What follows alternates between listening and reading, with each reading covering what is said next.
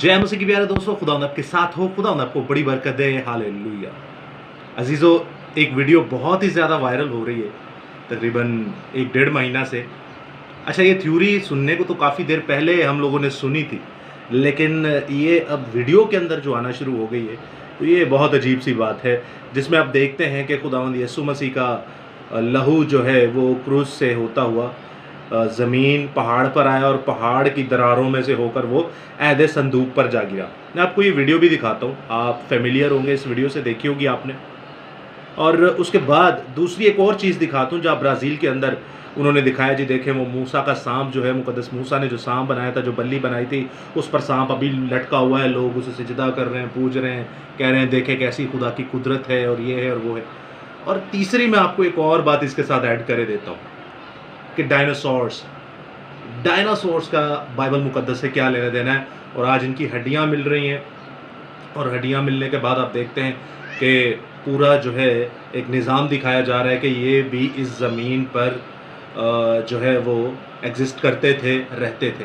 तो अजीज़ों, हम तीनों चीज़ों को बाइबल मुकद्दस की रूह से देखेंगे, अज़रुए बाइबल देखेंगे, अज़रुए खुदा रूहुल कुदस देखेंगे कि क्या खुदावंद फरमाता है इन तीनों चीज़ों के बारे में।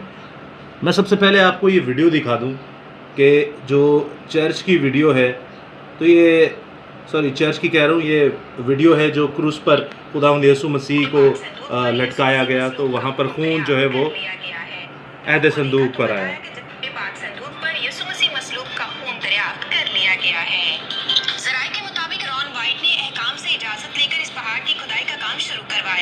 इसलिए क्योंकि इसके रडार के मुताबिक इस पहाड़ के नीचे 18 फुट बड़ी चट्टान मौजूद थी। लेकिन हुआ कुछ यूं कि मजदूर जो खुदाई के काम पर लगाए गए थे, खुदाई करते करते डर के मारे अचानक भाग निकले, क्योंकि उन्होंने वहाँ जो नजारा देखा वो नाकाबिले बयां था। रॉन वाइट ने लोगों को अपने पास बुलाकर पूछा कि तुम लोग बिना पैसे लिए कहाँ भागे जा रहे हो। उन्होंने कहा, हमने वहाँ पाक संदूक देखा है। रॉन वाइट खुद गार के अंदर गया। जब उन्होंने देखा तो अजीज़ों, ये तो रहा पाक संदूक, और एक और मैं आपको दिखा दूं तस्वीर, जो कि ये मुकद्दस मूसा से फेमिलियर की जाती है कि ये आज भी मौजूद है, वो सांप जो बल्ली पर लटकाया गया।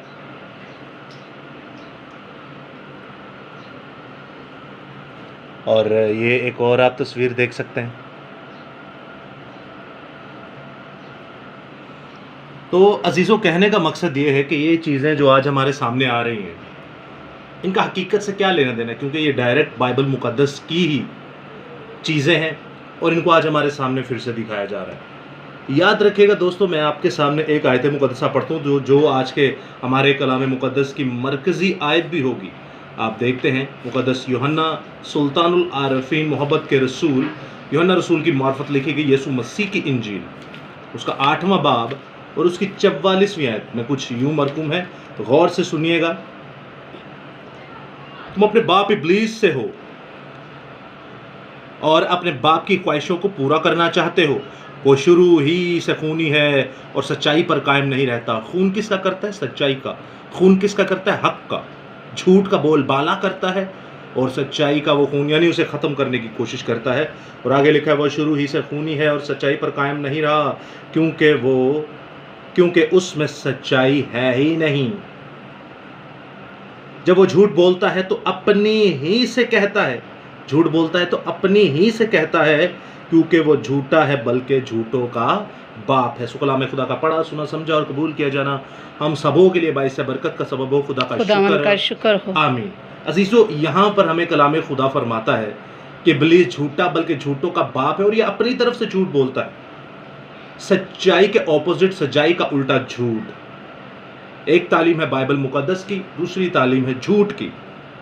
अब हमारे सामने जो पहला पीतल का सांप दिखाया गया, तो बाइबल मुकद्दस में देखते हैं कि इस पीतल के सांप का क्या माजरा है।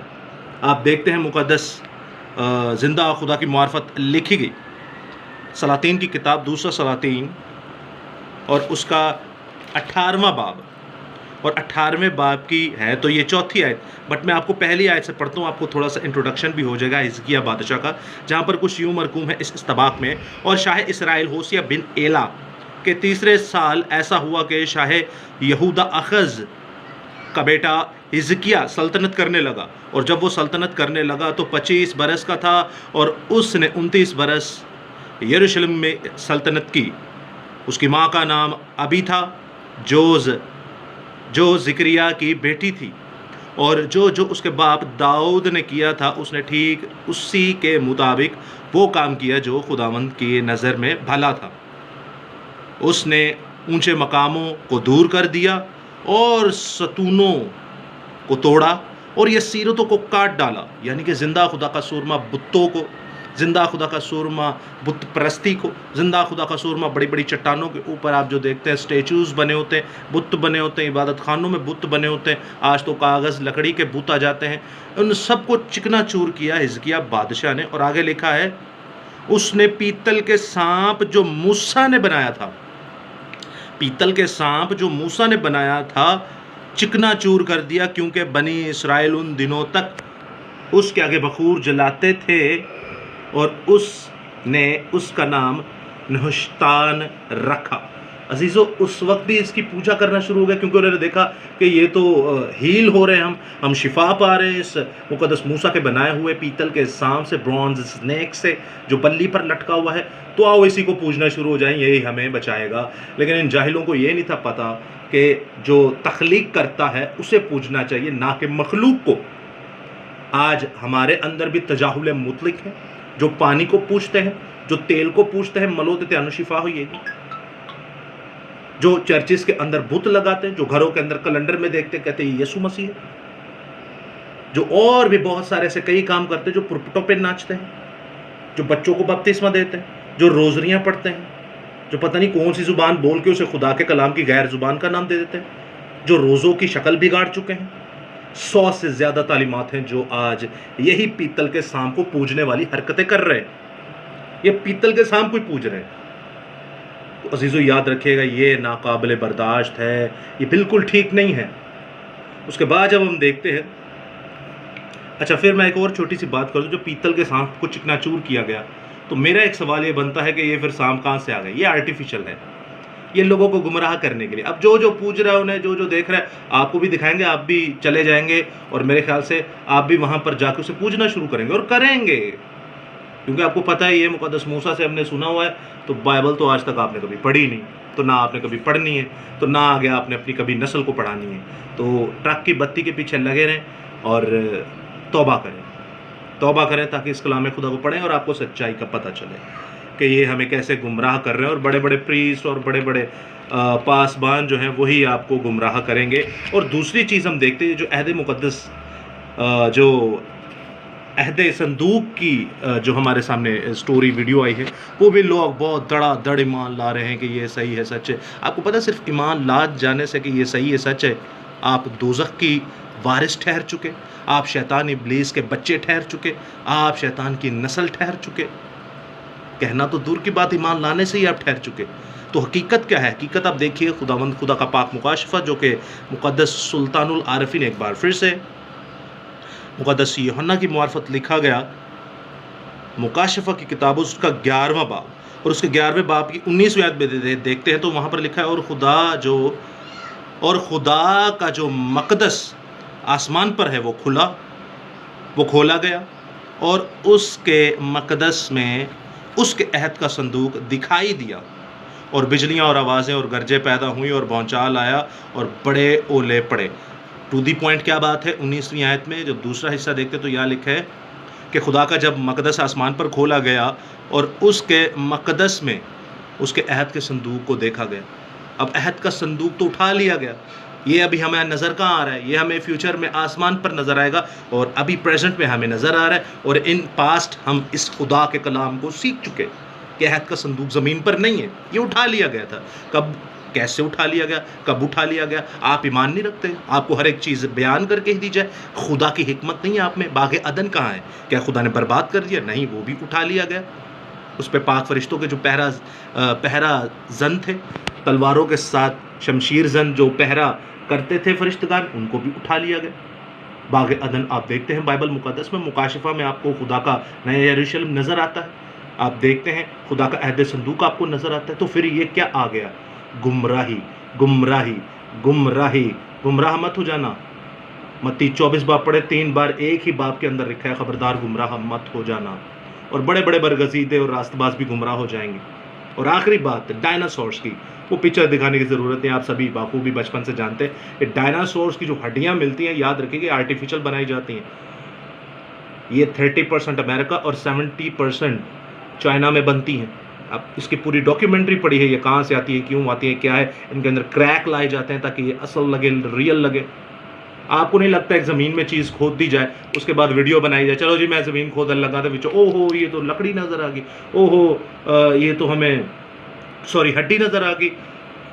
आज तक जो नमूने जो दरियाफ्त हुए हैं, आज तक जो मटेरियल दरियाफ्त हुआ है इन हड्डियों का, पहली बात तो ये है कि ये तकरीबन 1800-1900 हड्डियाँ हैं टोटल इस वक्त ज़मीन के जो मिली हैं दुनिया से, और वो जितनी हड्डियाँ हैं वो किसी एक दूसरी हड्डी से मैच ही नहीं करती। आप कैसे बता सकते हैं वो डायनासोर की हड्डी? आज तक जितने भी नमूने मिले हैं हड्डियों के 1800-1900 दुनिया के अंदर जो इस वक्त म्यूज़ियम ऑफ लंदन में पड़े हुए हैं, उनमें से कोई भी हड्डी एक दूसरे से मैच नहीं करती। इन्होंने पूरे ढांचे खड़े किए होते, पूरे ढांचे खड़े किए होते, फिल्में बन गई हैं भाई। तो ये गुमराही है। पता है क्यों? ये क्या साबित करना चाहते? ये साबित करना चाहते गैप थ्योरी को, ये साबित करना चाहते चार्ल्स डार्विन को कि जब खुदा ने शैतान को नीचे फेंका तो ज़मीन लरज़ उठी, बर्बाद होगी। इसका मतलब है उससे पहले भी एक ज़मीन थी। ये बड़ी गुमराहियाँ हैं, इनसे बचें। अहद संदूक इसलिए दिखाया गया ज़मीन पर है, ईमान लाओ, यही है। ये शैतानी अहद संदूक है, आसमानी अहद संदूक ऊपर है और ये बाइबल मुक़द्दस में है। सांप मूसा का चकनाचूर हो गया, लेकिन जो नहीं पड़ेगा वो मरेगा, जो इस कलाम को अंदर नहीं लेगा। एक भाई था, रफाकत भाई हैं हमारे, एवेंजलिस्ट हैं, उन्होंने कह दिया कि जी देखें यीशु मसीह खुद कलाम था, उसके अंदर कलाम नहीं था। मेरी पोस्ट पे उन्होंने बात की, अच्छी बात है, मसीहत के अंदर आज़ादी है, आप बात कर सकते हैं।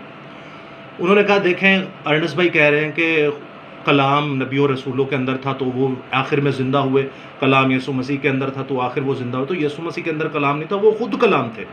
आप नोट कीजिए वो बंदा क्या कह रहा है, यीशु मसीह के अंदर कलाम नहीं था, वो खुद कलाम थे, इसलिए वो ज़िंदा हो गए। तो फिर इसका मतलब है हमें भी कलाम बनना पड़ेगा, हमारे अंदर कलाम न हो, हमें भी कलाम बनना पड़ेगा, फिर हम भी ज़िंदा होंगे। दूसरे अल्फाजों में यीशु मसीह खुद कलाम थे, यानी खुद खुदा थे, तो वो ज़िंदा हो गए। तो फिर हमें भी खुदा बनना पड़ेगा, हम भी ज़िंदा हों। क्यों? खुदावंद यीशु मसीह इंसान नहीं थे क्या? उनके अंदर कलाम नहीं था? तो ऐसी ऐसी जहालत है। तो इस कलाम को जब आप अपने अंदर लेंगे, ये कलाम आपको बताएगा कि सांप जो बल्ली पर है वो कलाम खुदा की हकीकत बताता है कि कहाँ है वो। संदूक जो आपको दिखाया जा रहा है वो कलाम खुदा की हकीकत बताएगा कहाँ है वो। और डायनासोर्स जो आपको दिखाए जा रहे हैं वो कलाम खुदा आपको पैदाइश पहले, दूसरे और तीसरे बाब में ही बता देगा कि ये झूठ है। आज तक आपने जितने भी स्पीसीज़ देखे हैं, जितने भी जानदार देखे हैं, जितने भी जानवर, हशरात, नबातात देखे हैं, परिंदे देखे हैं, मछलियाँ देखी हैं, वो सब की सब मुक़द्दस नूह के ज़माने में भी थी और आज भी हैं और हमेशा ताहयात रहेंगी।